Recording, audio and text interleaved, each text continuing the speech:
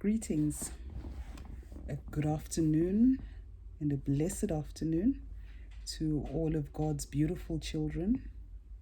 Tawazani, Tamakwini, I greet you all the healers, the gifted ones, the star seeds. I hope you're having an awesome and amazing afternoon. It's been a bit of a tough week for me, but God is good. We're still here. The battle is not mine, but the Lord's.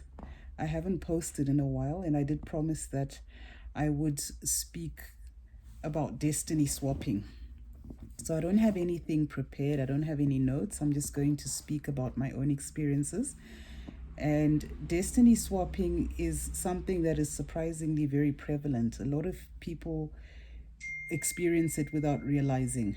You just find that your life is going downhill, but you can't explain why. You have a lot of negative energy, you attract a lot of negative experiences, things don't work out. You try and do exactly the same things as other people do, but it's 10 times harder for you. Everything that you gain with a lot of effort. It's so hard. Some people, things just happen for them easily, but for you, you have to put so much more effort. And that is really what has been a theme in my life for a very long time. And I only realized what had happened when I started on my spiritual journey. And at first I thought, life is tough because, I'm gifted and I took too long to take up my calling and follow my calling and do the things that my ancestors and spirit guides wanted me to do in terms of my sacred duty. But there was also something else that was happening behind the scenes, and that was the destiny swap. What is scary for me about destiny swapping is that there are people who visit spiritualists. I can't call them healers because you're not healing if you are helping someone steal another person's blessing. That's healing nothing.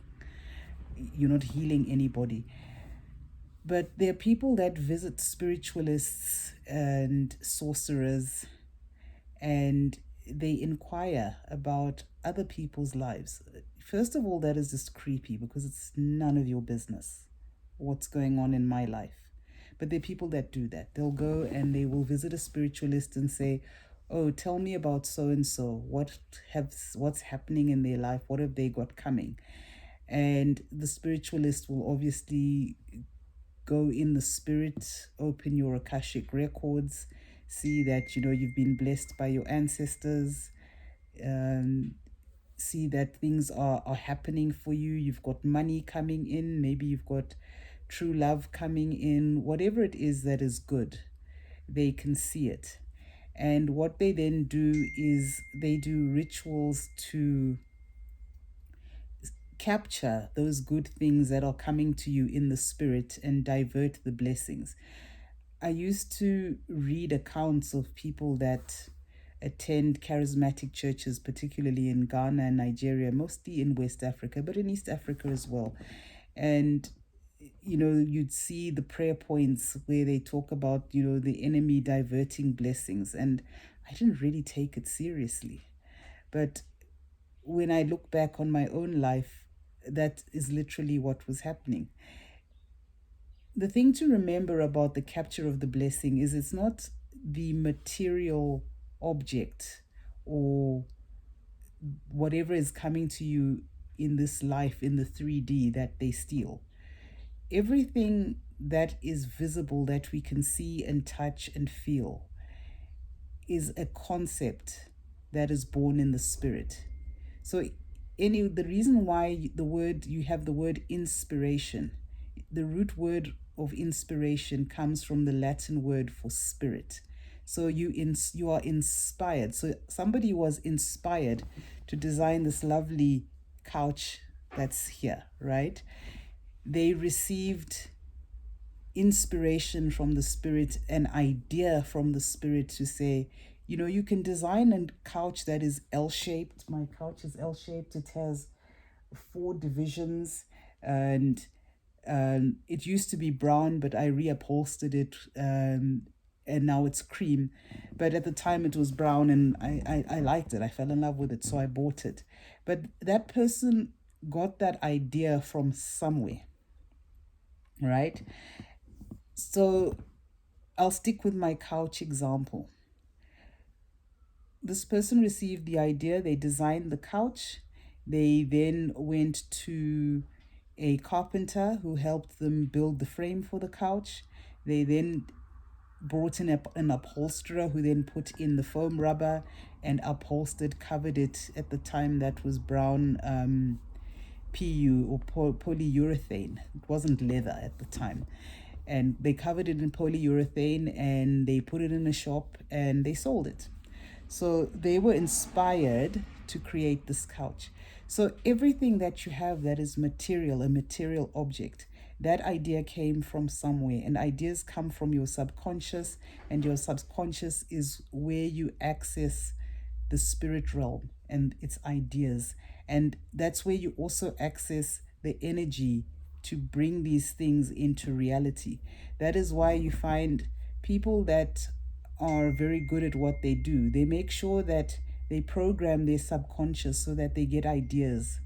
You find that people like Michael Jackson and Prince, they used to spend quite a lot of time sleeping because that is where they got the inspiration for their songs. And I mean, there are many other examples, right? But all I'm trying to convey here as a concept is that everything is birthed in the spirit as an idea. And everything that is birthed in the spirit as an idea comes with a certain amount of energy to bring it into reality.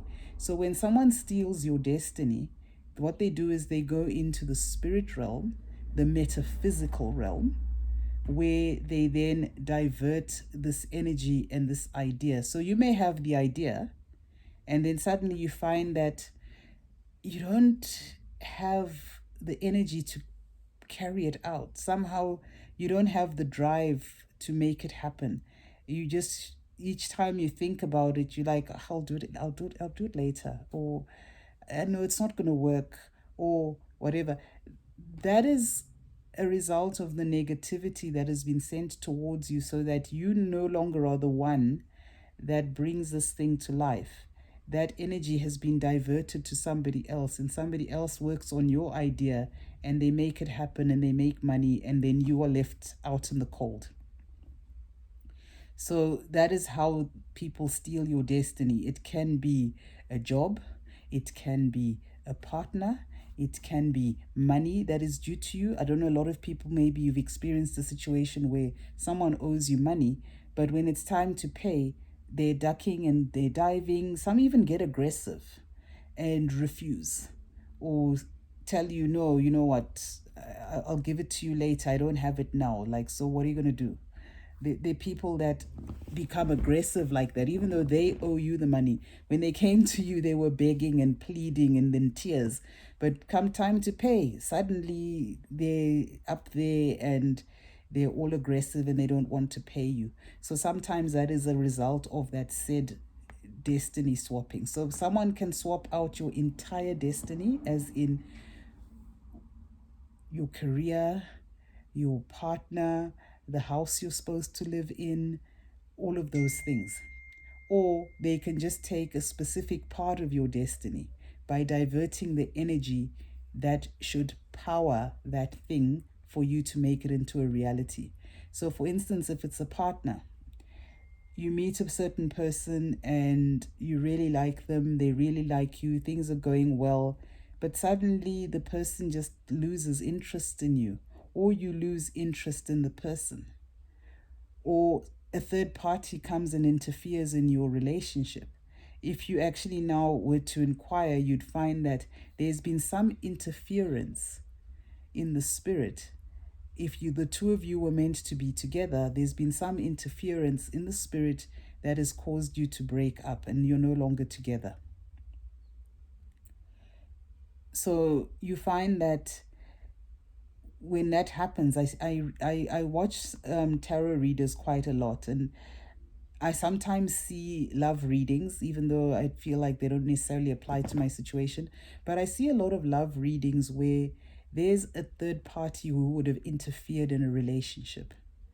And suddenly these two people don't get along, they break up, they split up. The person in question hooks up with the third party. And then after a while, they realize that something went wrong. They were manipulated somehow, and they're not supposed to be with this person, and they want to go back and be with their original person. And that's usually what happens when you destiny swap, is it's not permanent. You have to keep doing things in the spirit to maintain the connection and to maintain the diversion of this destiny, because at some point the person's ancestors and spirit guides and the person themselves wake up and they realize, hey, something's wrong here. And once they start to do whatever they need to do, pray, speak to their ancestors, cleanse, all of your efforts in diverting that blessing would have come to naught. It stops working. So sometimes what happens in those love situations is the person discovers that they're being manipulated. They see the person's true character, because maybe the person suddenly stops acting the way they used to act when they were still trying to get the person's attention. And then that person realizes, actually, I should have been with this one and not that one. This one lied to me. This one manipulated the situation. And generally, people who are destiny swappers, they lie. Maybe you have a best friend and you meet a guy and your friend knows about this guy, and you then meet a second guy, and your friend then says, no, don't look at that guy. You should date this guy. This guy is better for you. Meanwhile, she wants the first guy for herself. So she is steering you away from your person because she wants him for herself, right? So that's how, in one example of how a destiny can be stolen. But 9 times out of 10 requires some kind of work to be done, magical work, if you want to call it, metaphysical work, spiritual work. But something needs to be done in the spirit so that you can either imitate the energy of this thing, of this person whose destiny you're trying to steal, or you can bribe, quote unquote, the spirits to give this blessing to you instead of it going to them. Or you can bribe the person's, what we call the dark ancestral spirits, the people that are in your family that don't like you.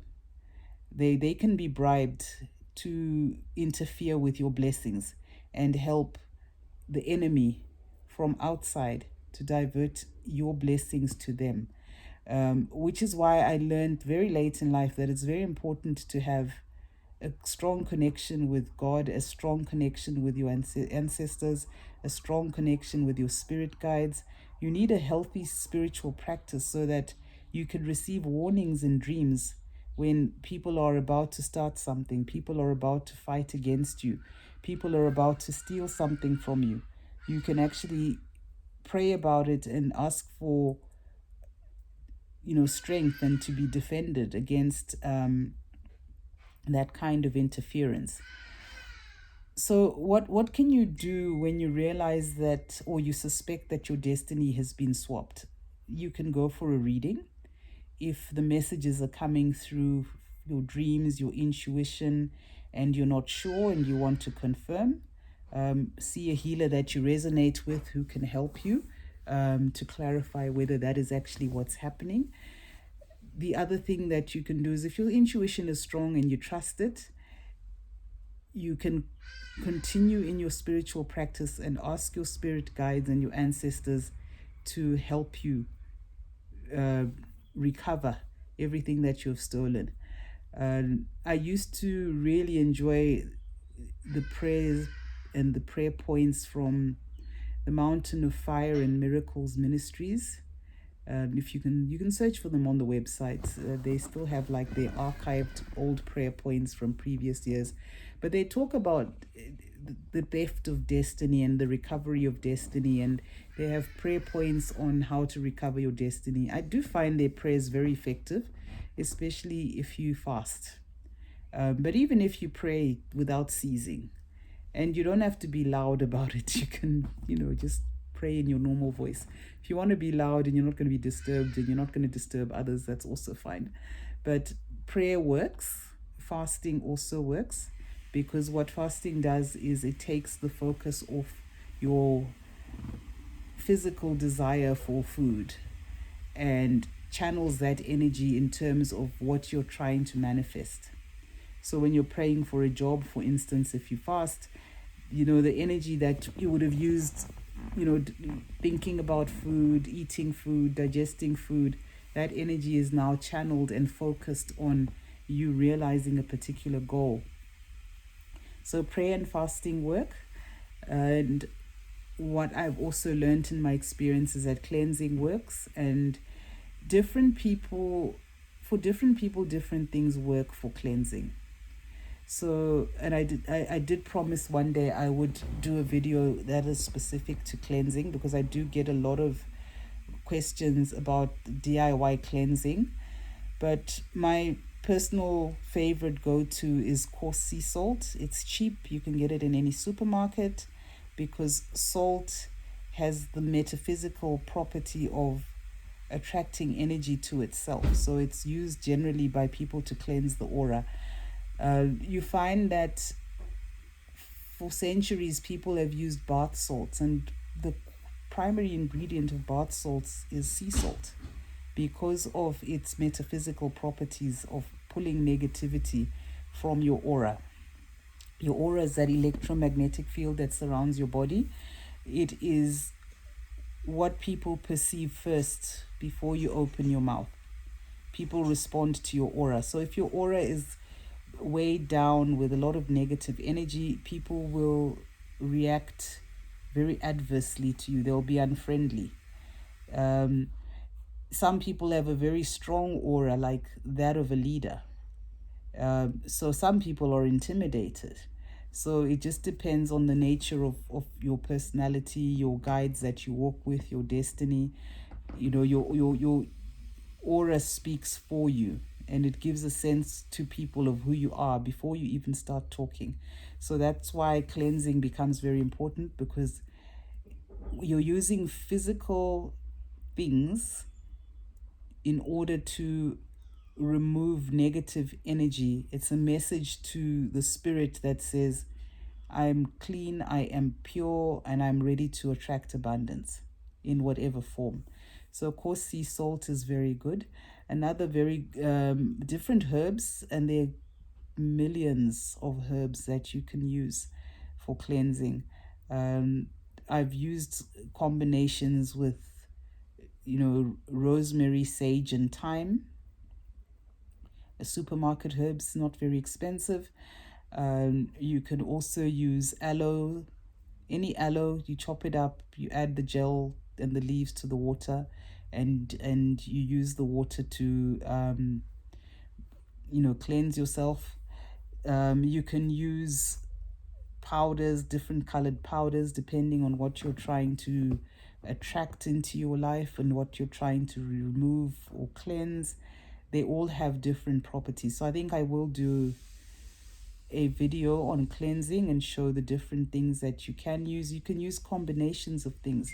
So your bath salts generally have coarse sea salt. Sometimes they have Epsom salts, which is magnesium. They also may have a little bit of coloring, because color has a metaphysical vibration of its own. They may also have fragrance, like essential oils, because again, essential oils are made from plants, and there's certain plants that have cleansing properties. So plants like lavender, hyssop, tea tree oil is very cleansing, very good for removing negative energy. Eucalyptus as well, and peppermint, all very good for cleansing. So different combinations have different properties. So essential oils are also very good. You can use them on your own, put them in water, or you can add coarse sea salt. you can get a ready-made wash from, they call it a botanica in the States. The equivalent of a botanica here is like the market, like kwa mai mai. Of course, they don't have refined ingredients. They'll sell you the herbs. Speaking of, markets like kwa mai mai, you've got, which is the Faraday market.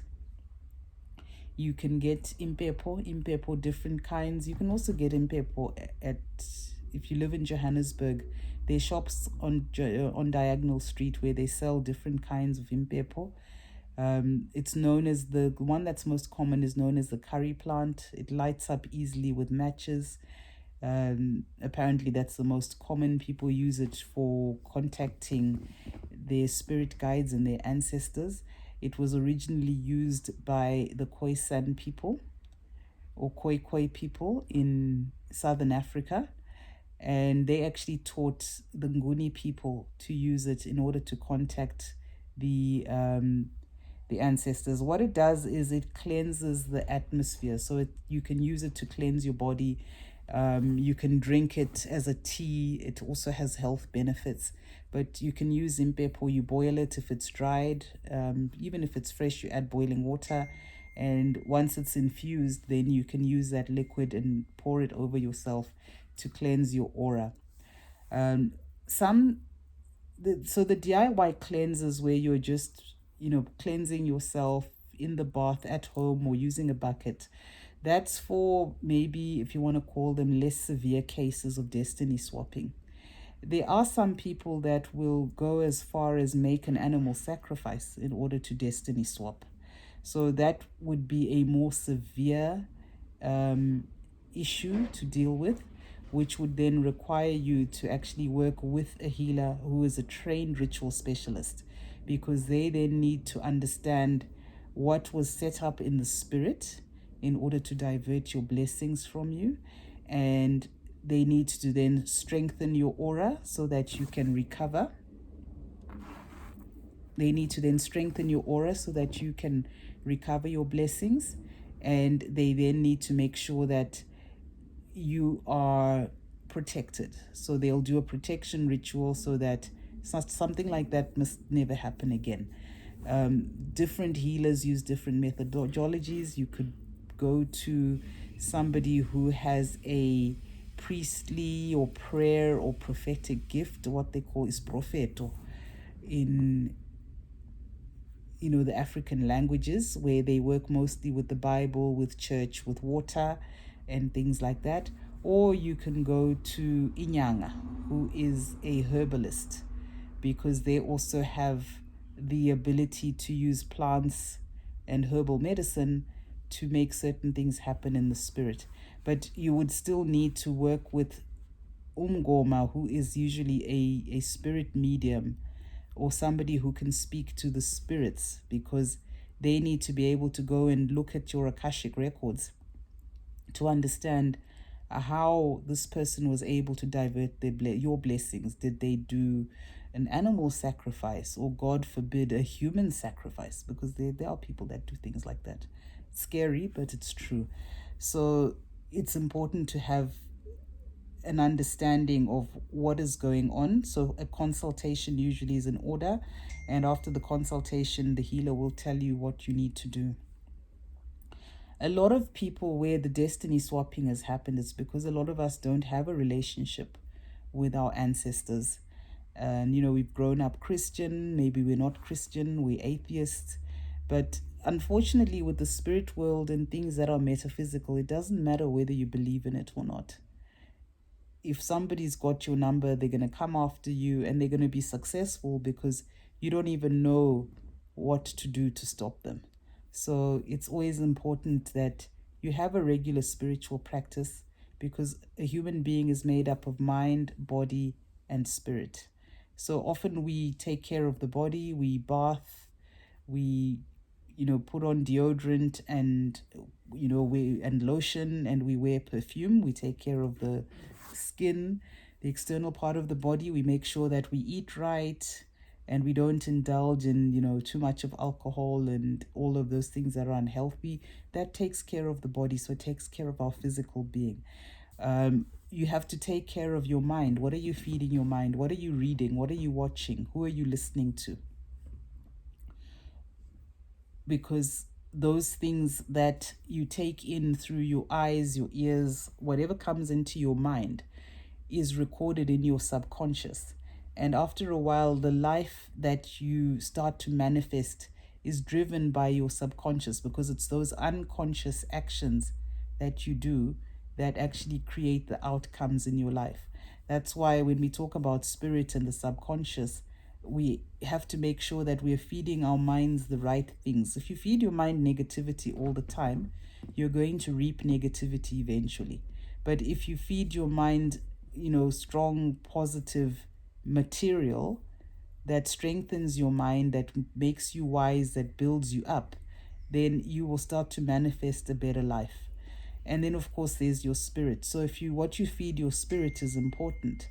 Again, if you feed a lot of negativity in terms of what you read, what you watch, what you listen to, even what you say, actually affects your spirit, which is why Jesus Christ says to the disciples, it's not what you take into your body that defiles you, it's what comes out of your mouth, because out of the abundance of the heart, and he uses the heart as a metaphor for the subconscious, the mouth speaks. If you're constantly dwelling on things that are negative, eventually you'll start to speak that negativity into your own life. It will take root and it will grow.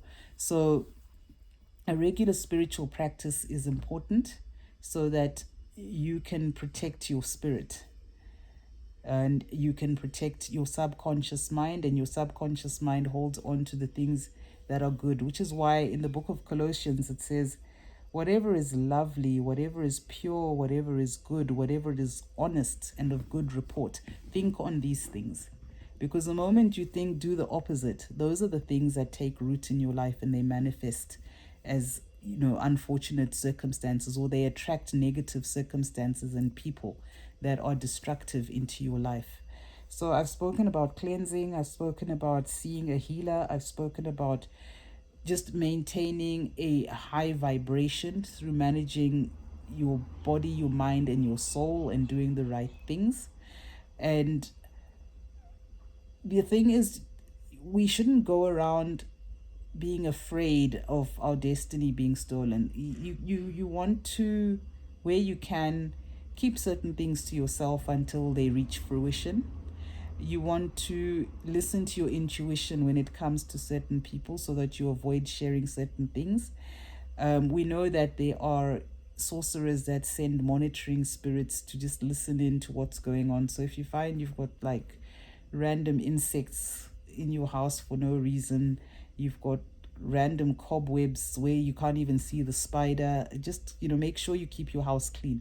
So just as you keep your body and your mind and your spirit clean, also keep your surroundings clean, because your house, the state of your house and your home can also harbor and attract negative energy and negative entities and spirits.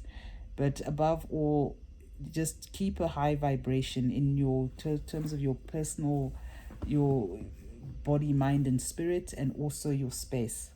Avoid clutter, clean up. If you don't need something, throw it away or give it away.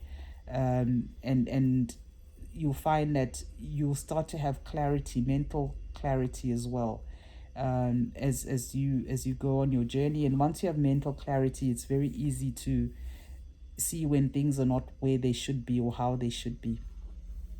So I'm going to end it there. I hope you are blessed, and I hope that you will continue to grow spiritually, and I pray that God will continue to bless and illuminate your life. And thank you very much for watching.